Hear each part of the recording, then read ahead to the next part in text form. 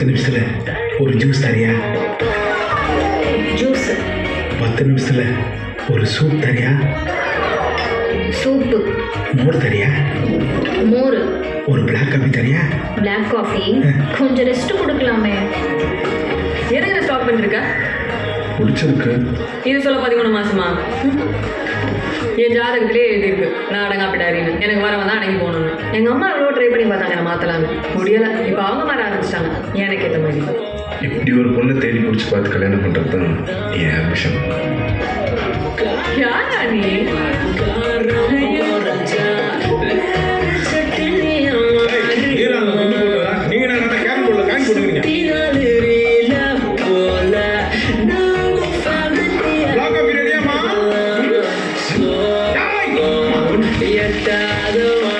என்ன பண்றது?